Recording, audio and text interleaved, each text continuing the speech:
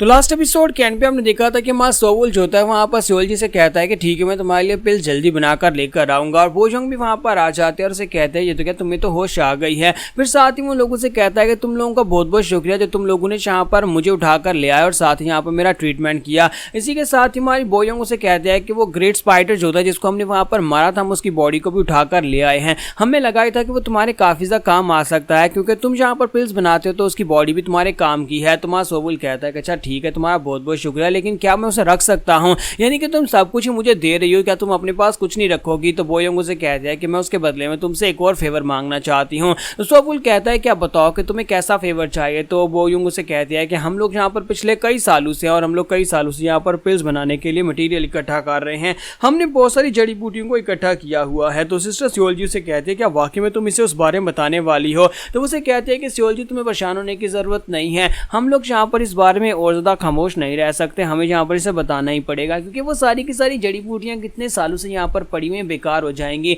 अगर हम लोग यहाँ पर इस लड़के की मदद से पिल्स बनवा सकते हैं तो हम लोग बहुत सारी पिल्स बनवाकर उन्हें यूज कर सकते हैं क्योंकि मिस्टर वून के ऊपर भरोसा किया जा सकता है, ये भरोसे के लायक है। और लेकिन क्योंकि हम लोग एक दूसरे को ज्यादा अरसे से नहीं जानते तो इसका मतलब यह है कि हमें यहाँ पर पहले इनसे कुछ सवाल पूछने होंगे। तो बोयोंग उसे कहते हैं कि मिस्टर वून क्या हम तुमसे कुछ सवाल पूछ सकते हैं? मुझे तुमसे सवाल पूछना और तुम सच्ची सच्ची उनके जवाब देना। तो सबसे पहला सवाल जो तो ये है कि तुम्हारी उम्र कितनी है? तो हमारा सोवुल से कहता है कि मेरी उम्र इस वक्त 23 और बहुत ही जल्दी मैं 24 का हो जाऊंगा। ये बात सुनती वो दोनों लड़कियां पहुंचता हैरान हो जाती है और कहती हैं कि ऐसा कैसे पॉसिबल है, तुम्हारी एज सिर्फ 23 या 24, ऐसे कैसे हो सकता है? और तुम इस वक्त हिमालय बर्थ के 4th लेवल पर कैसे पहुंच चुके हो? क्योंकि ऐसा करने में तो लोगों को 50 से 100 साल लग जाते हैं। तो सोवुल कहता है क्या हुआ, क्या कोई प्रॉब्लम लग रही है? तुम लोग भी तो इस वक्त 4th लेवल पर और तुम्हारी एज भी मेरी एज के बराबर ही लग रही है। तो वो दोनों लड़कियों से कहती है क्या तुम्हें वाकई में लगता है कि हमारी एज भी तुम्हारी एज के बराबर है? हम दोनों की एज इस वक्त 100 साल से भी ज्यादा है, हम लोग पिछले 100 साल से इस जंगल के अंदर हैं, जबकि तुम कह रहे हो कि सिर्फ 23 साल की उम्र में तुमने यहाँ पर इस लेवल को अचीव कर लिया। 20 फॉरेस्ट के अंदर एज का हिसाब काफी ज्यादा अलग होता है, जहाँ पर हमारी एज जो है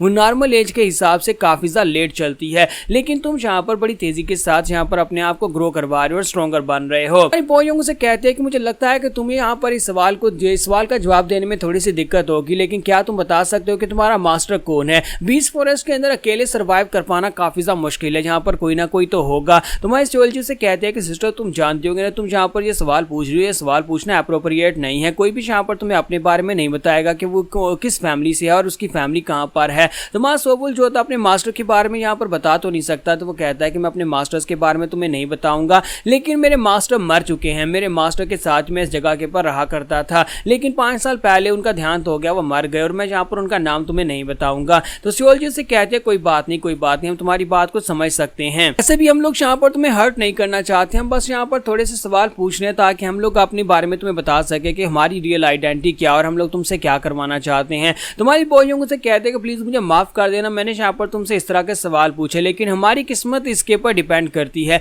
इसी वजह से मैं यहाँ पर तुमसे इस तरह के सवाल पूछ रही हूँ क्योंकि अल्केमिस्ट 20 फॉरेस्ट के अंदर सभी के सभी लोग लालची हैं, वो सभी लोग जहाँ पर हमारी जो जड़ी बूटियां हमने इतने सालों से इकट्ठी की हैं वो चोरी करना चाहते हैं। तो मिस बोयोंग से कहते हैं कि हम तुमसे जड़ी बूटियों के साथ उनके एक्सट्रैक्शन करवाकर पिल्स बनवाना चाहते हैं, और साथ ही उसे अपने बारे में बताती है कि हम लोग योनैम नेशन से हैं। योनैम नेशन के अंदर एक बहुत ही खास किस्म का ग्रुप हुआ करता था, युन फैमिली और जैक फैमिली, दो बहुत ही पावरफुल फैमिलीज हुआ करती थी। युन और जैक फैमिली के लोग जो थे वो जड़ी बूटियां लाते और उनके साथ उनकी पिल बनाया करते थे, लेकिन एक दिन जहाँ पर एक नया ग्रुप आ गया जिसे डार्क बीस्ट माउंटेन क्लैन कहा जाता है, उन लोगों ने आकर दोनों फैमिलीज के ऊपर अटैक कर दिया और सिर्फ एक ही दिन में उन लोगों ने दोनों फैमिलीज को बुरी तरह से डिस्ट्रॉय कर दिया, फैमिलीज को लूट लिया, उनके पास जितनी जड़ी बूटियां थी वो सारी की सारी लूट ली। उनमें से सिर्फ कुछ ही लोग जो थे वो जिंदा बच पाए थे, उनमें से कुछ लोग जिंदा बचने के बाद अपनी जान बचाने के लिए 20 फॉरेस्ट के अंदर आ गए थे। 20 फॉरेस्ट के अंदर आकर उन्हें रहना शुरू कर दिया ताकि वो अपनी जान बचा सके, लेकिन जहां पर आने के बाद हमें पता चला कि इस 20 फॉरेस्ट के अंदर से बाहर नहीं निकला जा सकता।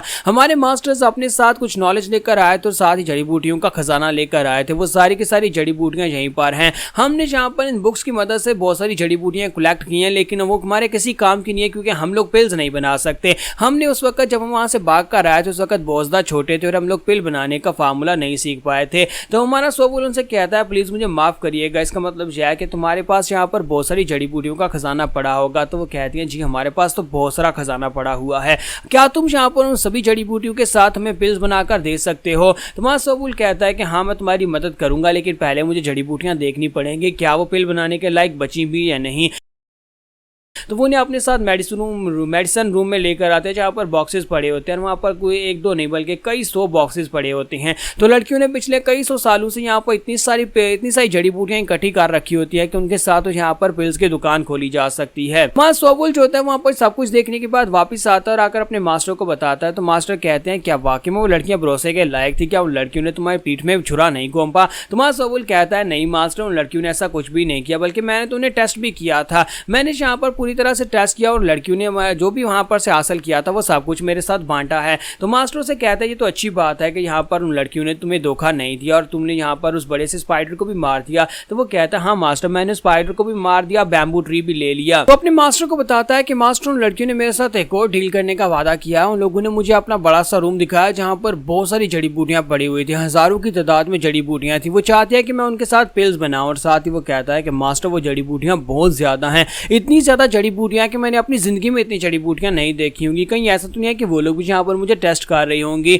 तो क्या हम लोग यहाँ पर उन्हें फिर से कोई टेस्ट करें। तो मास्टर कहते हैं नहीं, अब तुम्हें यहाँ पर टेस्ट करने की जरूरत नहीं है। मुझे पहले उन लड़कियों के ऊपर शक था, लेकिन अब वो लड़कियां काफी ज्यादा अच्छी हैं और तुम जैसे चाहे उनको ट्रीट कर सकते हो। तो हमारा सोबुल कहता है बहुत बहुत शुक्रिया मास्टर। फिर साथ ही उसके सेकंड मास्टर और थर्ड मास्टर भी वहां पर आ जाते हैं और उसे कहता है तो लड़के हमने सुना कि तुम्हें सेरेने बैम्बू मिल गया है, तो क्या अब तुम यहाँ पर इटर्नल यूथ पिल बनाना स्टार्ट करोगे। तो वो कहता है जी सेकंड मास्टर, मैं उसे बनाना स्टार्ट करूंगा। तो फोर्थ मास्टर से कहते हैं कि क्या तुम्हें पता है कि यहाँ पर एक पिल बनाने में कितना टाइम लगता है। इसका मतलब यह है कि अगले 1 साल के लिए तुम अपने रूम के अंदर ही बंद रहने वाले हो। उस पिल को बनाने में कम से कम 1 साल तो लगेगा और 1 साल तक हम तुम्हें देख नहीं पाएंगे। तो मास्टर सोबुल कहता है कि हाँ ये बात तो है कि 1 साल में यहाँ पर उस पिल को मुकम्मल करूंगा, लेकिन मुझे यहाँ पर पता है कि मेरा ये छोटा दोस्त मेरी मदद करेगा, ये मेरे साथ वहां पर रहेगा। क्योंकि उसका जो डिवाइन बोर है उसने अब यहाँ पर फायर निकालना शुरू कर दिया है, तो क्योंकि उसे एल्केमी में फायर की जरूरत पड़ेगी तो वो उसका साथ देगा। तो थर्ड मास्टर से कहते हैं हाँ मुझे लगता है कि यहाँ पर तुम्हारे पास काफी समय है, बड़े आराम से पिल बनाना, तुम्हें बिल्कुल परेशान होने की जरूरत नहीं है।